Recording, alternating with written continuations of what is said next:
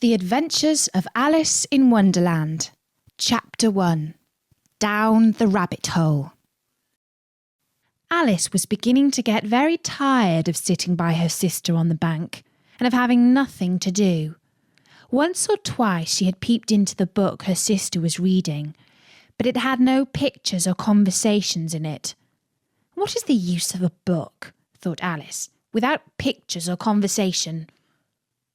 So she was considering in her own mind, as well as she could, for the hot day made her feel very sleepy and stupid, whether the pleasure of making a daisy chain would be worth the trouble of getting up and picking the daisies, when suddenly a white rabbit with pink eyes ran close by her.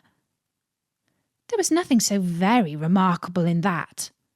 Nor did Alice think it so very much out of the way to hear the rabbit say to itself, oh dear, I shall be late." When she thought it over afterwards, it occurred to her that she ought to have wondered at this. But at the time, it all seemed quite natural. But when the rabbit actually took a watch out of its waistcoat pocket and looked at it and then hurried on, Alice started to her feet.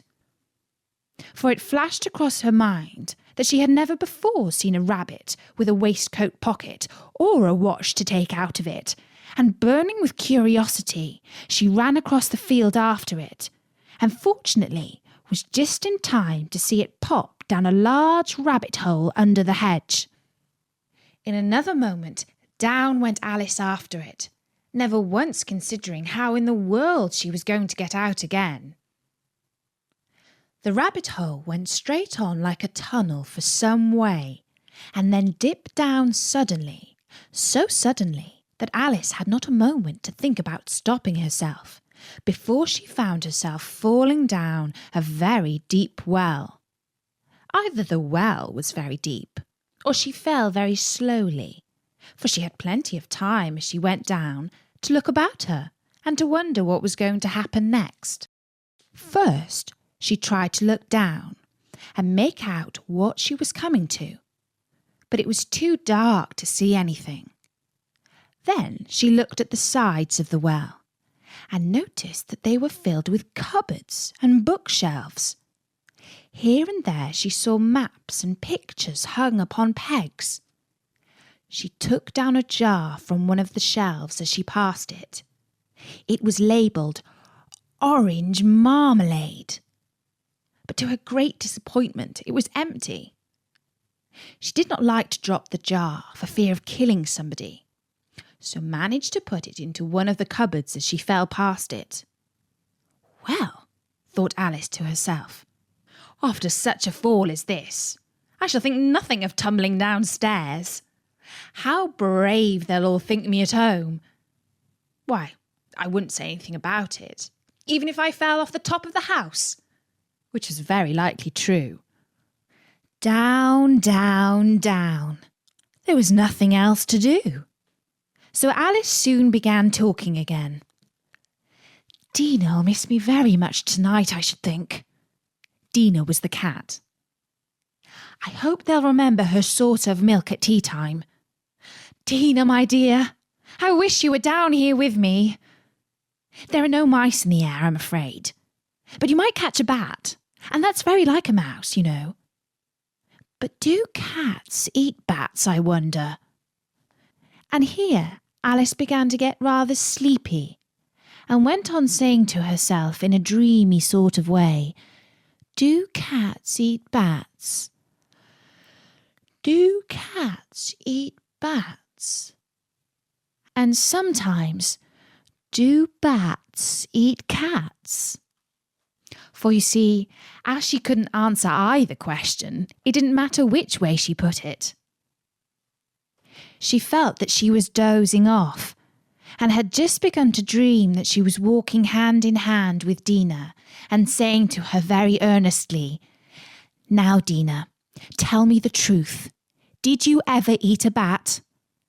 When suddenly, thump, thump, down she came upon a heap of sticks and dry leaves, and the fall was over. Alice was not a bit hurt, and she jumped up onto her feet in a moment. She looked up, but it was all dark overhead. Before her was another long passage, and the White Rabbit was still in sight, hurrying down it. There was not a moment to be lost. Away went Alice like the wind, and was just in time to hear it say as it turned a corner, "Oh, my ears and whiskers!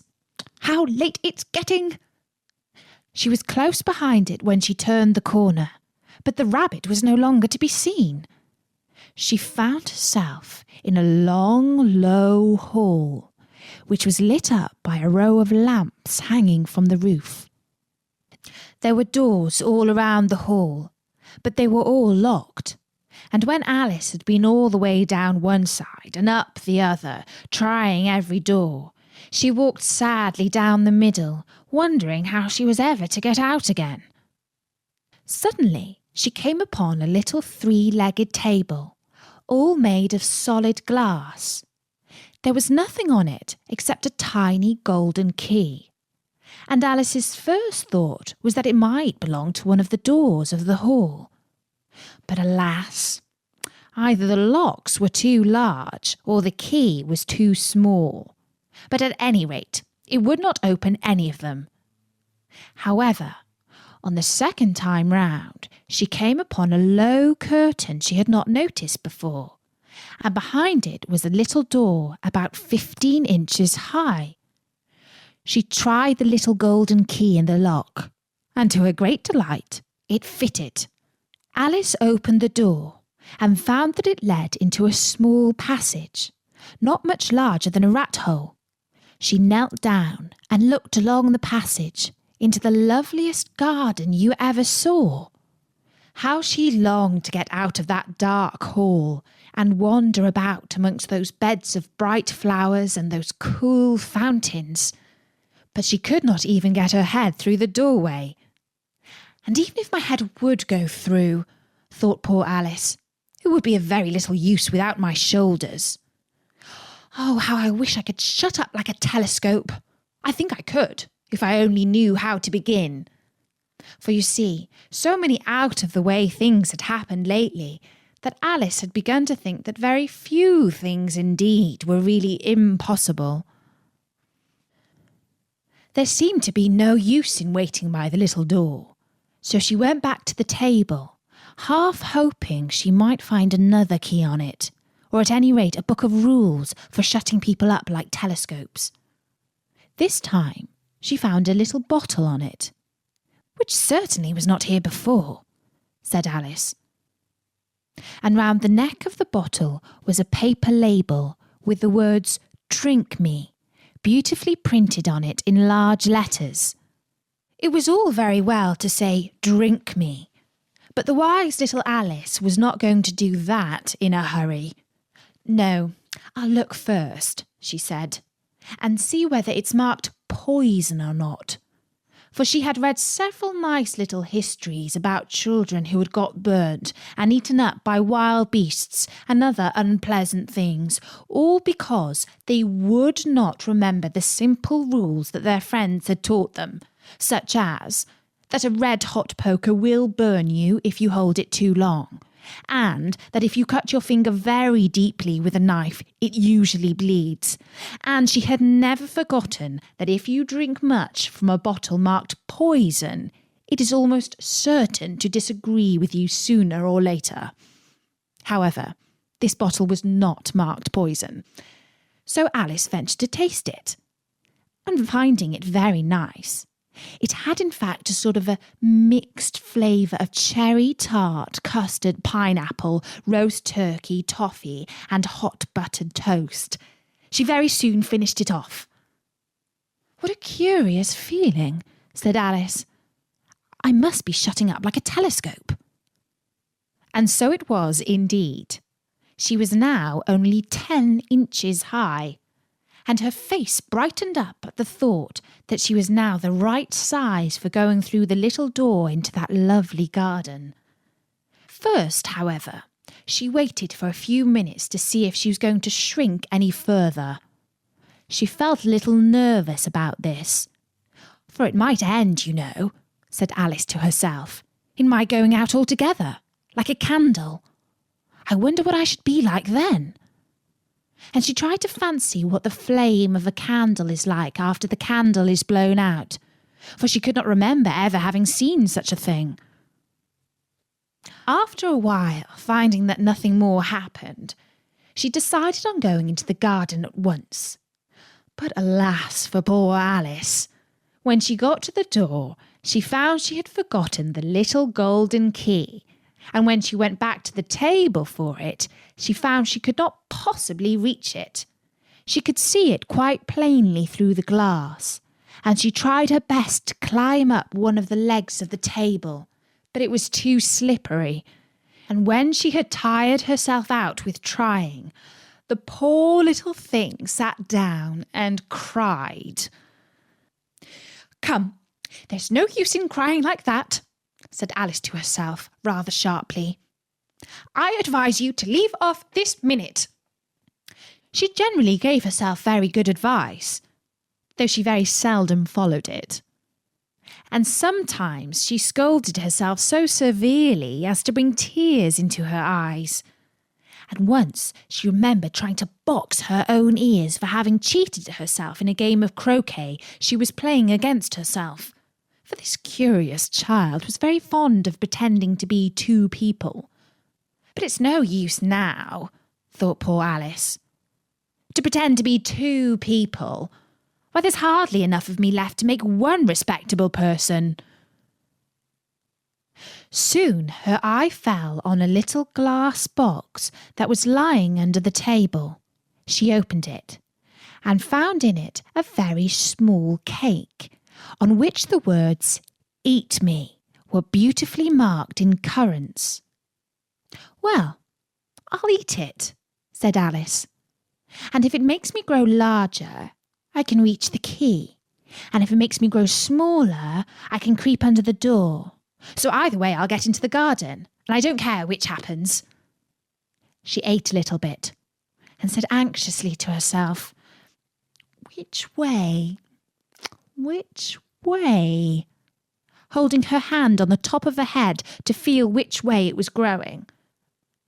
And she was quite surprised to find that she remained the same size.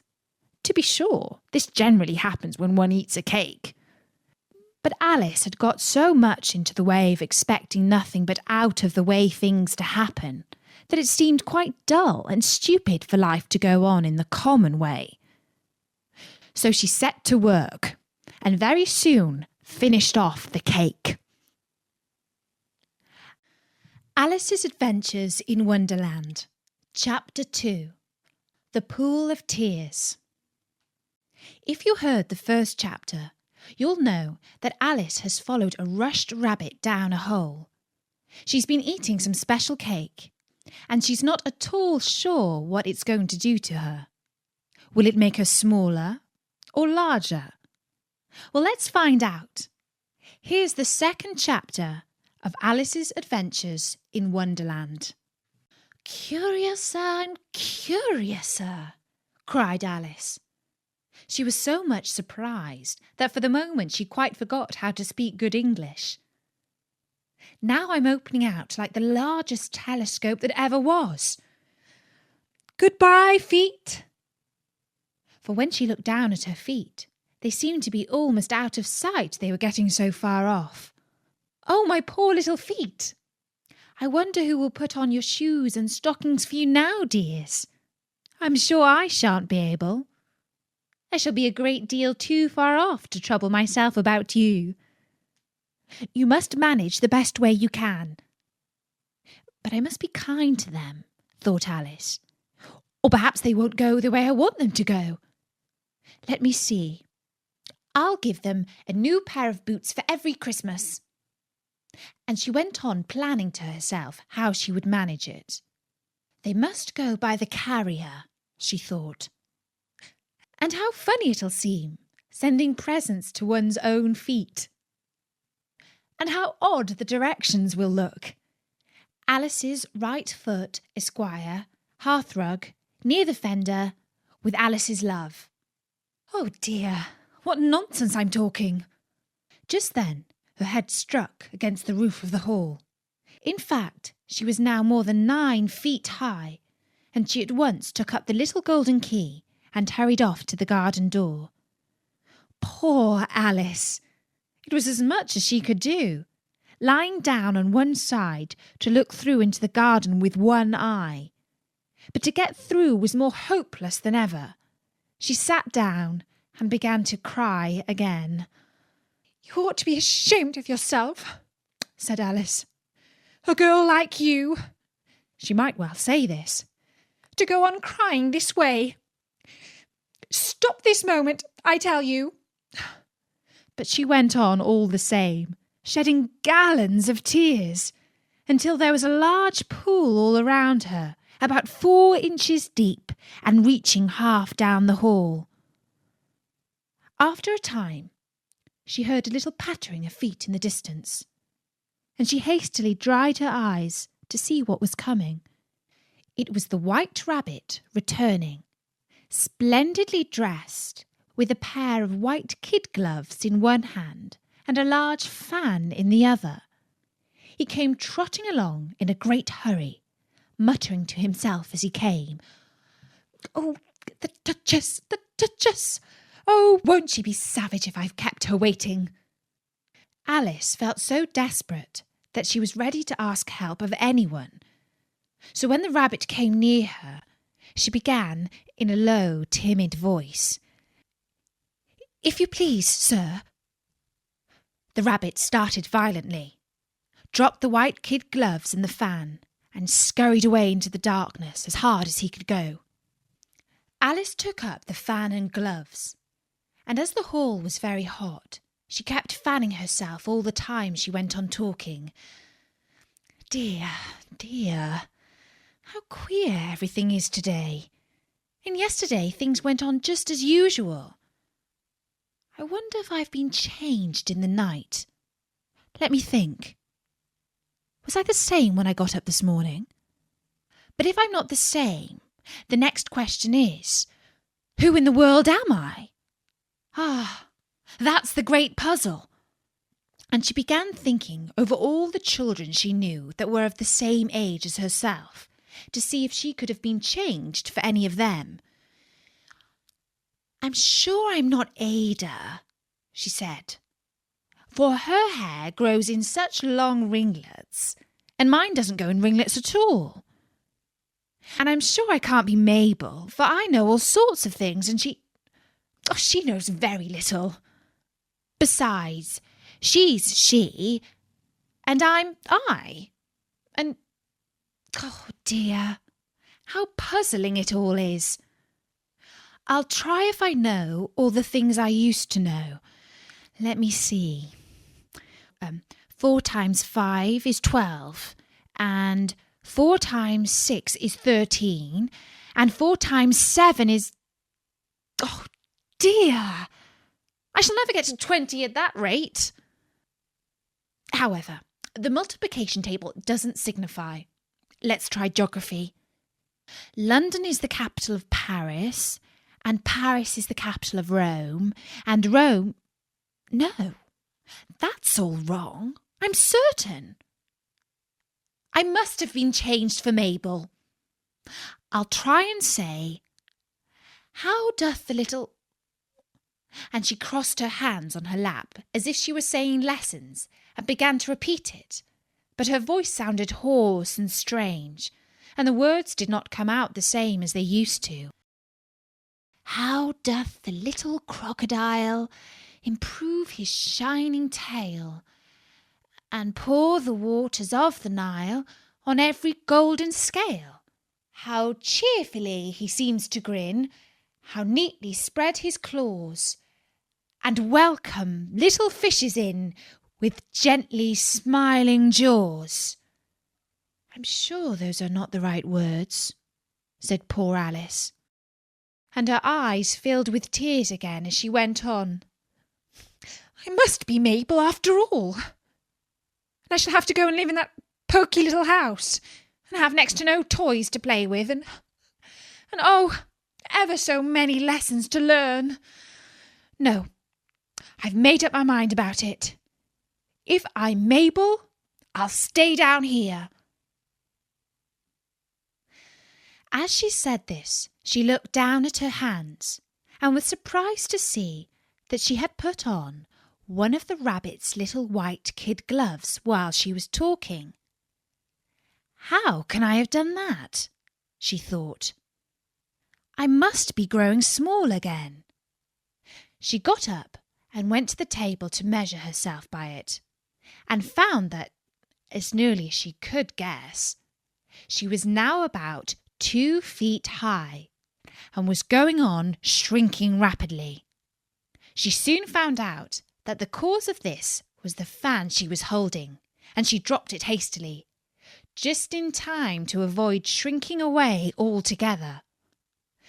"That was a narrow escape," said Alice, a good deal frightened at the sudden change, but very glad to find herself still in existence. "And now for the garden." And she ran with all speed back to the little door. But alas, the little door was shut again, and the little golden key was lying on the glass table as before. "And things are worse than ever," thought the poor child, "for I never was so small as this before, never. And I declare it's too bad that it is." As she said these words, her foot slipped, and in another moment, splash! She was up to her chin in salt water. Her first idea was that she had somehow fallen into the sea. "And in that case, I can go back by railway," she said to herself.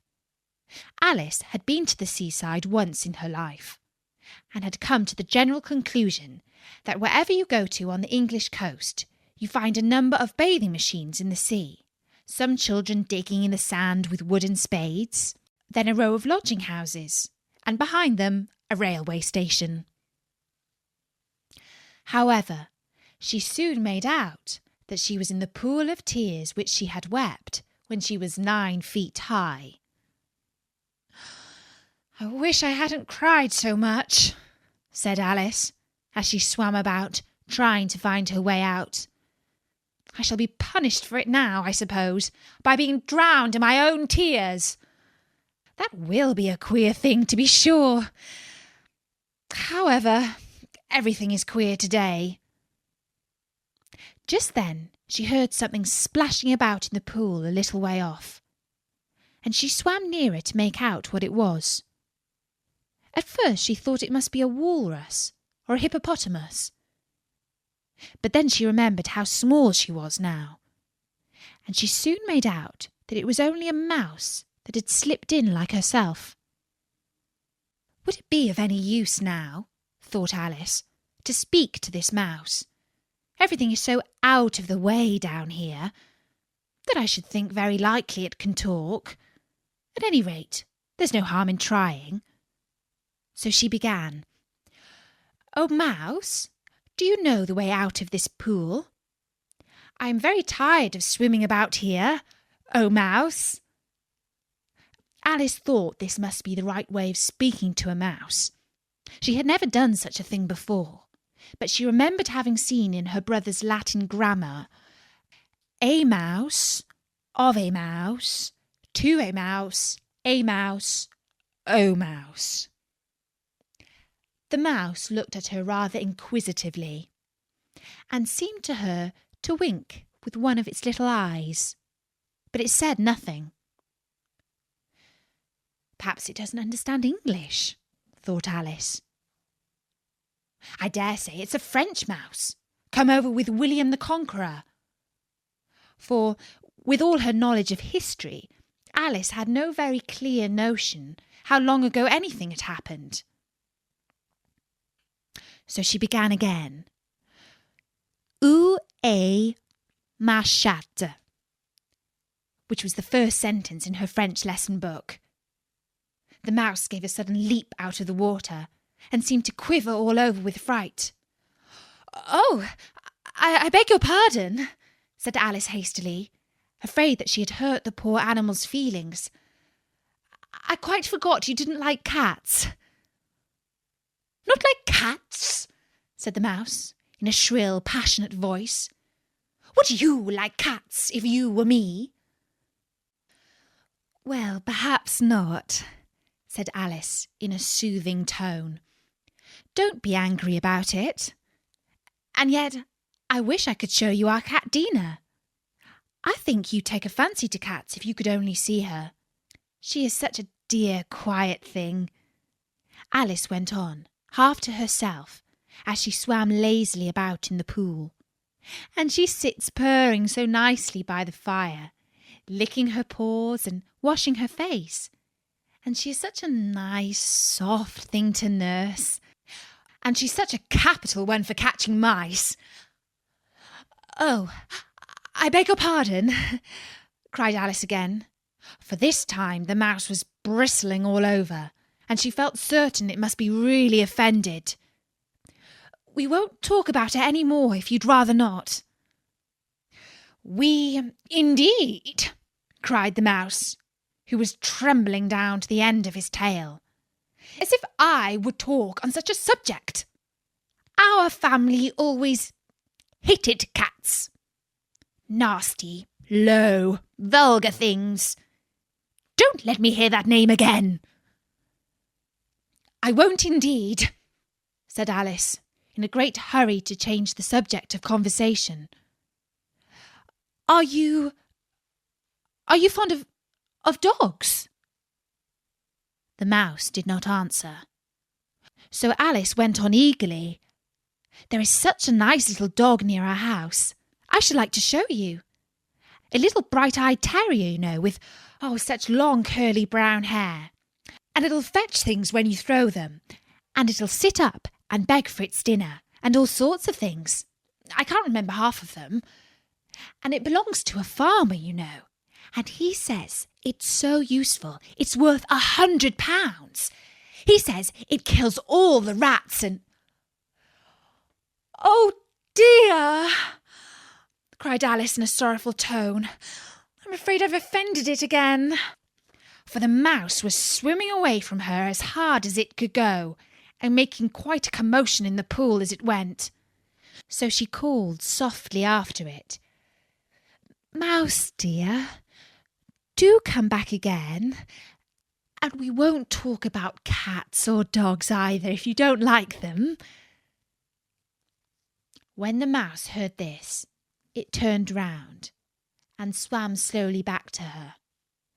Its face was quite pale, with passion, Alice thought, and it said in a low, trembling voice, "Let us go to the shore, and then I'll tell you my history, and you'll understand why it is I hate cats and dogs." It was high time to go, for the pool was getting quite crowded with the birds and animals that had fallen into it. There were a duck, a dodo, a lorry, and an eaglet, and several other curious creatures. Alice led the way, and the whole party swam to the shore. Alice's Adventures in Wonderland, Chapter 3. A Caucus Race and a Long Tail. You may remember from last time that Alice and the mouse had become very wet in a pool of tears. They were indeed a queer-looking party that assembled on the bank. The birds with draggled feathers, the animals with their fur clinging close to them, and all dripping wet, cross, and uncomfortable. The first question, of course, was how to get dry again. They had a consultation about this, and after a few minutes it seemed quite natural to Alice to find herself talking familiarly with them, as if she had known them all her life.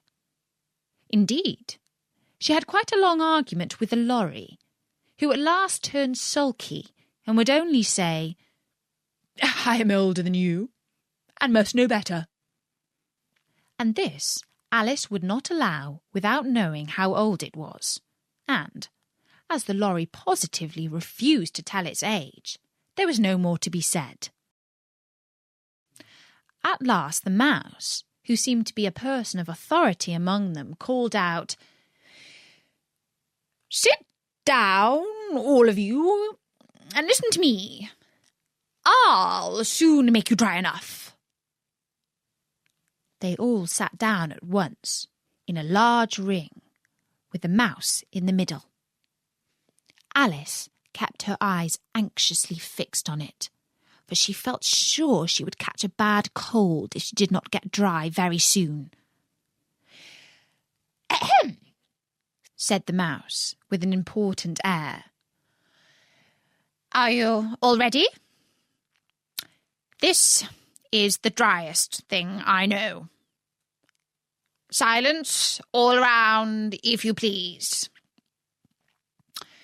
William the Conqueror, whose cause was favoured by the Pope, was soon submitted to by the English, who wanted leaders, and had been of late much accustomed to usurpation and conquest.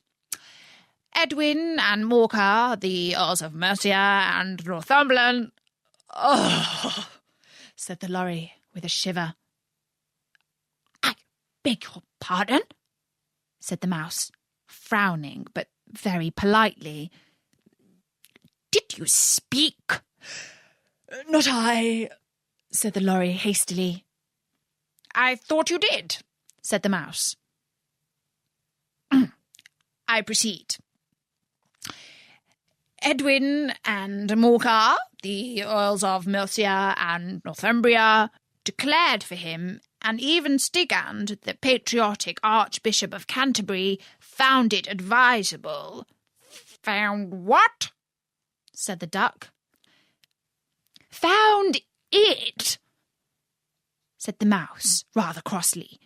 "Of course you know what it means." "I know what it means well enough when I find a thing," said the duck. "It's generally a frog or a worm. The question is, what did the Archbishop find?" The mouse did not notice this question, but hurriedly went on. "Found it advisable to go with Edgar Atheling to meet William and offer him the crown. William's conduct at first was moderate, but the insolence of his Normans— How are you getting on now, my dear?" it continued, turning to Alice as it spoke. "As wet as ever," said Alice in a melancholy tone. "It doesn't seem to dry me at all."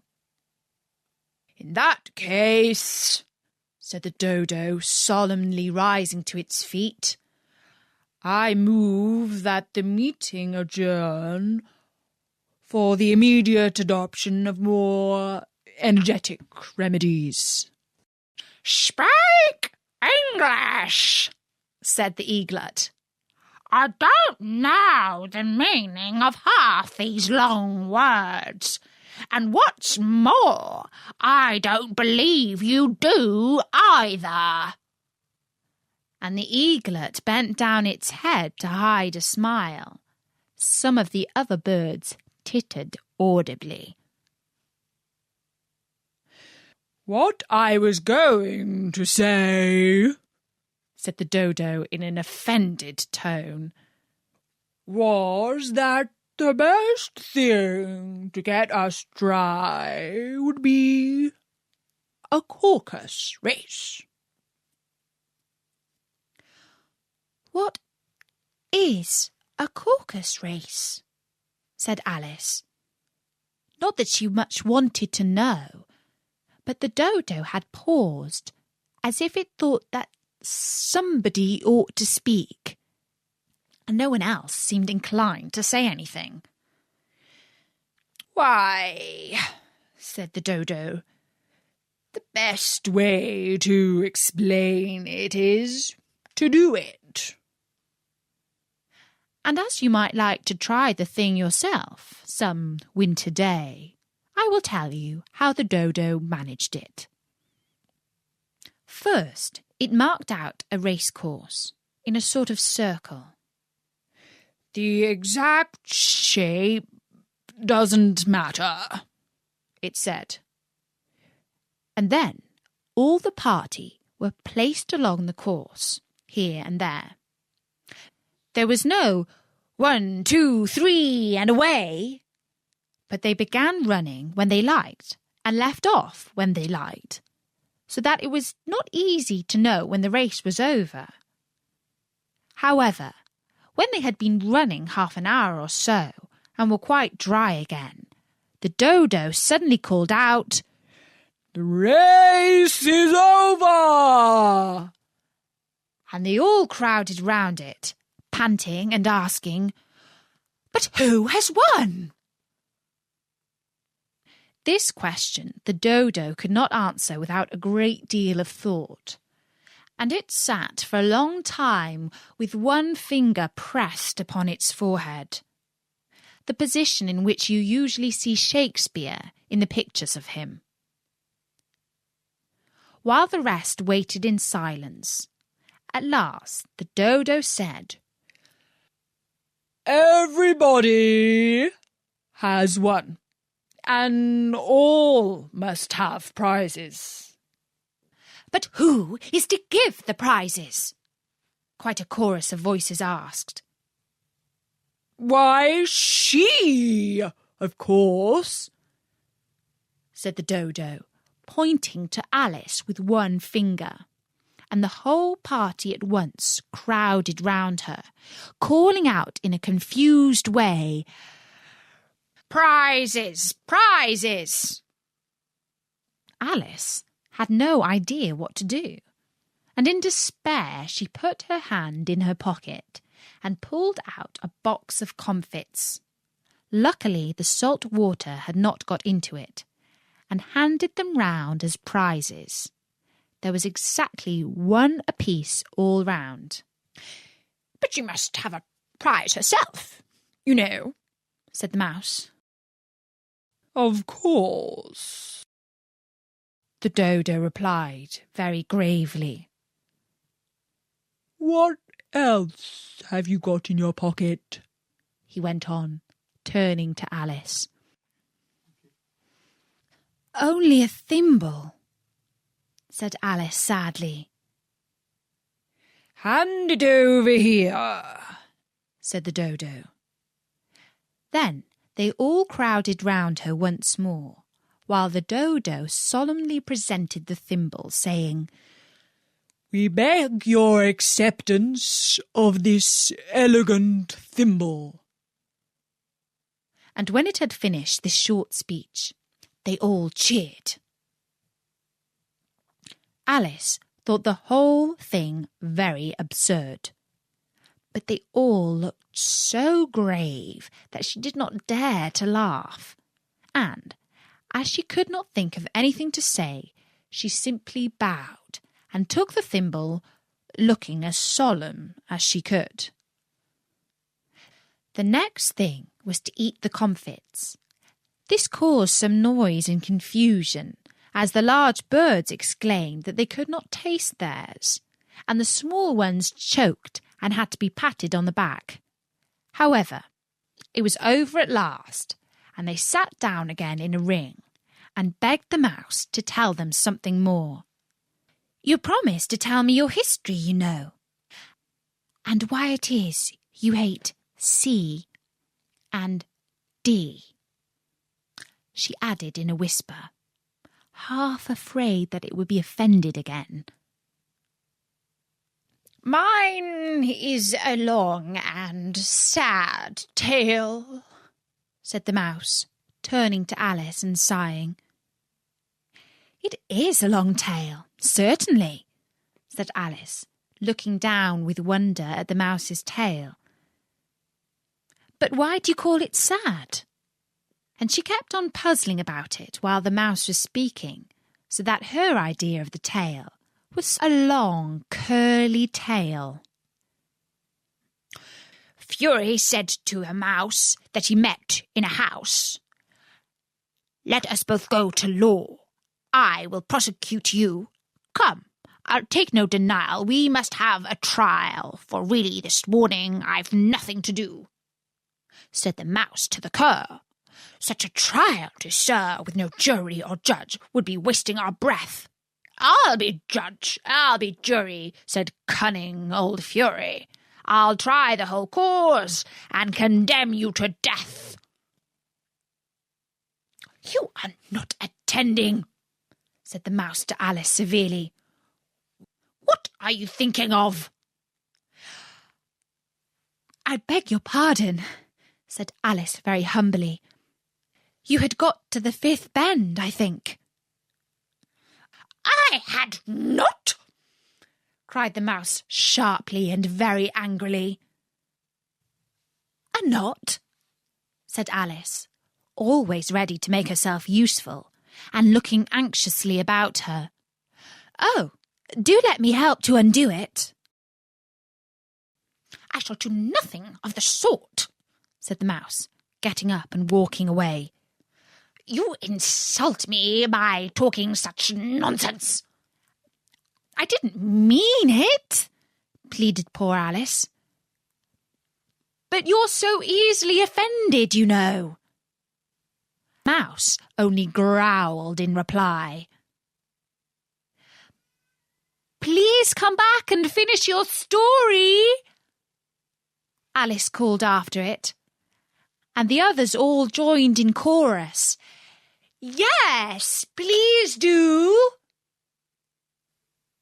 But the mouse only shook its head impatiently and walked a little quicker.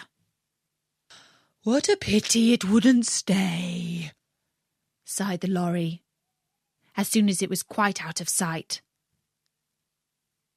And an old crab took the opportunity of saying to her daughter, Ah, my dear, let this be a lesson to you never to lose your temper. Hold your tongue, Ma, said the crab a little snappishly. You're enough to try the patience of an oyster. I wish I had Ardina here. I know I do, said Alice aloud, addressing nobody in particular. She'd soon fetch it back. And who is Dina, if I might venture to ask the question, said the lorry. Alice replied eagerly, for she was always ready to talk about her pet. Dina's our cat, and she's such a capital one for catching mice you can't think. And oh, I wish you could see her after the birds. While she'll eat a bird as soon as look at it. This speech caused a remarkable sensation among the party. Some of the birds hurried off at once. One, the old magpie, began wrapping itself up very carefully, remarking, I really must be getting home. The night air doesn't suit my throat. And a canary called out in a trembling voice to its children, Come away, my dears. It's high time you were all in bed. On various pretexts, they all moved off, and Alice was soon left alone. I wish I hadn't mentioned Dina, she said to herself in a melancholy tone. Nobody seems to like her down here, and I'm sure she's the best cat in the world.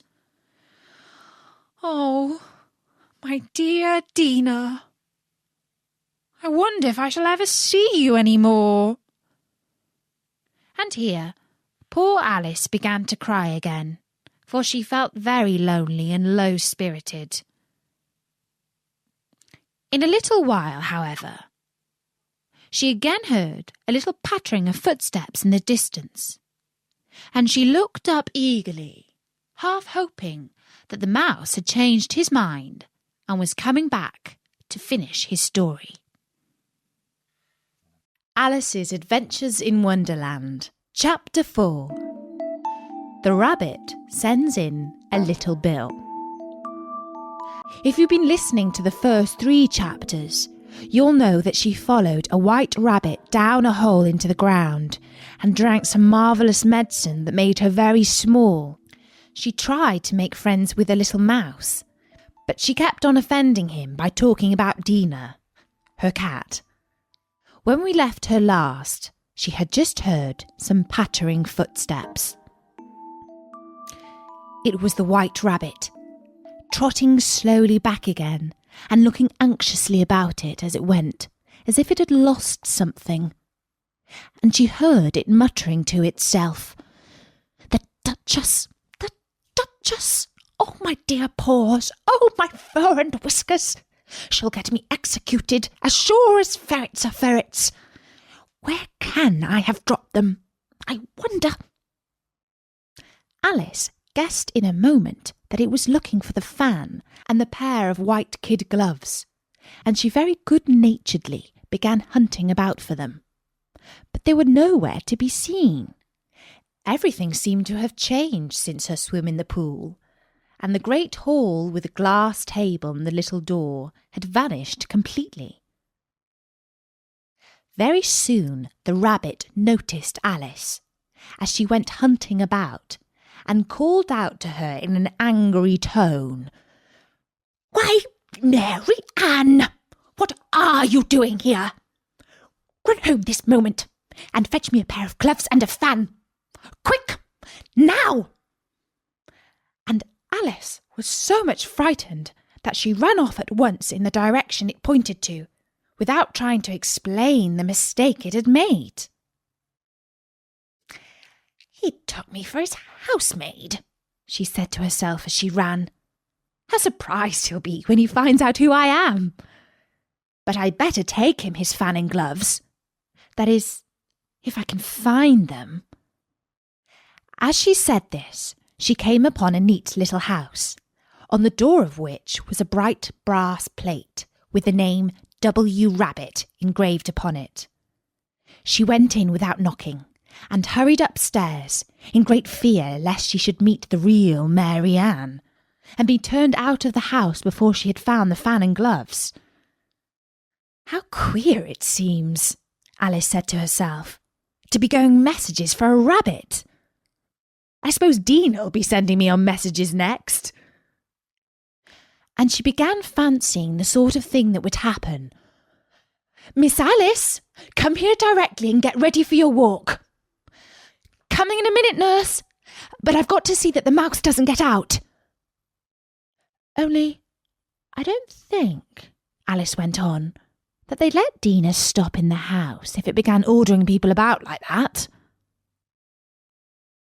By this time, she had found her way into a tidy little room with a table in the window, and on it, as she had hoped, a fan and 2 or 3 pairs of tiny white kid gloves. She took up the fan and a pair of the gloves, and was just going to leave the room when her eye fell upon a little bottle that stood near the looking-glass. There was no label this time with the words, "Drink me," but nevertheless she uncorked it and put it to her lips. "I know something interesting is going to happen," she said to herself, "whenever I eat or drink anything. So I'll just see what this bottle does. I do hope it'll make me grow large again, for I'm quite tired of being such a tiny little thing." It did so indeed, and much sooner than she had expected. Before she had drunk half the bottle, she found her head pressing against the ceiling, and had to stoop to save her neck from being broken. She hastily put down the bottle, saying to herself, "That's quite enough. I hope I shan't grow any more. As it is, I can't get out of the door. I do wish I hadn't drunk so much." Alas, it was too late to wish that. She went on growing, and growing, and very soon had to kneel down on the floor. In another minute, there was not even room for this, and she tried the effect of lying down with one elbow against the door and the other arm coiled around her head. Still, she went on growing, and, As a last resort, she put one arm out of the window and one foot up the chimney, and said to herself, "Now I can do no more, whatever happens. What will become of me?" Luckily for Alice, the little magic bottle had now had its full effect, and she grew no larger. Still, it was very uncomfortable, and as there seemed to be no sort of chance of her ever getting out of the room again, no wonder she felt unhappy. It was much pleasanter at home, thought poor Alice, when one wasn't always growing larger and smaller, and being ordered about by mice and rabbits. I almost wish I hadn't gone down that rabbit hole. And yet, it's rather curious, you know, this sort of life. I do wonder what can have happened to me. When I used to read fairy tales, I fancied that kind of thing never happened. And now here I am in the middle of one. There ought to be a book written about me. There ought. And when I grow up, I'll write one. But I am grown up now, she added in a sorrowful tone. At least there's no room to grow up any more here. But then, thought Alice, shall I never get any older than I am now? That'll be a comfort. One way, never to be an old woman. But then, always to have lessons to learn. Oh, I shouldn't like that. Are you foolish, Alice? She answered herself. How can you have lessons in here? Why, there's hardly any room for you, and no room at all for any lesson books. And so she went on, taking first one side and then the other, and making quite a conversation of it altogether. But after a few minutes, she heard a voice outside, and stopped to listen. "Mary Ann! Mary Ann!" said the voice. "Fetch me my gloves this moment." Then came a little pattering of feet on the stairs. Alice knew it was the rabbit coming to look for her, and she trembled till she shook the house, quite forgetting that she was now about 1,000 times as large as the rabbit, and had no reason to be afraid of it. Presently the rabbit came up to the door and tried to open it, but as the door opened inwards and Alice's elbow was pressed hard against it, that attempt proved a failure.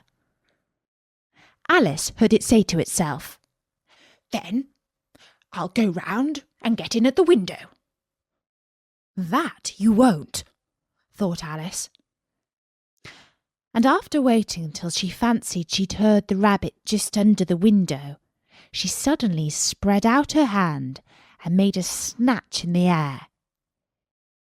She did not get hold of anything, but she heard a little shriek and a fall and a crash of broken glass, from which she concluded that it was just possible it had fallen into a cucumber frame, or something of the sort. Next came an angry voice, the rabbit's. "Pat, Pat, where are you?" And then a voice she had never heard before. "Sure then, I'm here, digging for apples, your honour." "Digging for apples, indeed," said the rabbit angrily. "Here, come and help me out of this." Sounds of more broken glass. "Now, tell me, Pat, what's that in the window?" "Sure, it's an arm, your honour." "An arm, you goose! Who ever saw one that size? Why, it fills the whole window." "Sure it does, your honour, but it's an arm for all that." "Well, it's got no business there, at any rate. Go and take it away." There was a long silence after this, and Alice could only hear whispers now and then, such as, "Sure, I don't like it, your honour, at all. At all. Do as I tell you, you coward! And at last she spread out her hand again and made another snatch in the air. This time there were 2 little shrieks and more sounds of broken glass. What a number of cucumber frames there must be, thought Alice. I wonder what they'll do next. As for pulling me out of the window, I only wish they could. I'm sure I don't want to stay down here any longer. She waited for some time without hearing anything more. At last came a rumbling of little cartwheels, and the sound of a good many voices all talking together. She made out the words, "Where's the other ladder?" "Why, I hadn't to bring but one. Bill's got the other." "Bill! Fetch here, lad." "Here, put 'em up at this corner." "No, tie 'em together first. They don't reach half high enough yet." "Oh, they'll do well enough. Don't be particular." "Here, Bill, catch hold of this rope." "Will the roof bear? Come on, that loose snake. Oh, it's coming down. Heads below." "Who did that?" "It was Bill, I fancy." "Who's to go down the chimney?" "Nay, I shan't. You do it." "That I won't then." "Bill's to go down. Here, Bill. The master says you're to go down the chimney." "Oh, so Bill's got to come down the chimney, has he?" said Alice to herself. Shy, they seem to put everything upon Bill. I wouldn't be in Bill's place for a good deal. This fireplace is narrow, to be sure, but I think I can kick a little. She drew her foot as far down the chimney as she could, and waited till she heard a little animal. She couldn't guess of what sort it was, scratching and scrambling about in the chimney close above her. Then saying to herself, "This is Bill," she gave one sharp kick and waited to see what would happen next. The first thing she heard was a general chorus of, "There goes Bill!" Then the rabbit's voice along, "Can you catch him? You, by the hedge!" Then silence, and then another confusion of voices. "Hold up his head!" "Brandy now! Don't choke him!" "How was it, old fellow? What happened to you? Tell us all about it." Last came a little feeble, squeaking voice. "That's Bill," thought Alice. "Well, I hardly know. No more, thank ye. I'm better now, but I'm a deal too flustered to tell you. All I know is, something comes at me like a jack-in-the-box, and up I goes like a skyrocket." "So you did, old fellow," said the others. "We must burn the house down," said the rabbit's voice, and Alice called out as loud as she could, "If you do, I'll set dinner on you." There was a dead silence instantly, and Alice thought to herself, "I wonder what they will do next. If they had any sense, they'd take the roof off." After a minute or two, they began moving about again, and Alice heard the rabbit say, "A barrowful will do, to begin with." A barrowful of what? thought Alice. But she had not long to doubt, for the next moment a shower of little pebbles came rattling in at the window, and some of them hit her in the face. "I'll put a stop to this," she said to herself, and shouted out, "You'd better not do that again," which produced another dead silence. Alice noticed with some surprise that the pebbles were all turning into little cakes as they lay on the floor, and a bright idea came into her head. "If I eat one of these cakes," she thought, "it's sure to make some changes in my size." And as it can't possibly make me any larger, it must make me smaller, I suppose. So she swallowed one of the cakes and was delighted to find that she began shrinking directly. As soon as she was small enough to get through the door, she ran out of the house and found quite a crowd of little animals and birds waiting outside. The poor little lizard Bill was in the middle, being held up by 2 guinea pigs who were giving it something out of a bottle.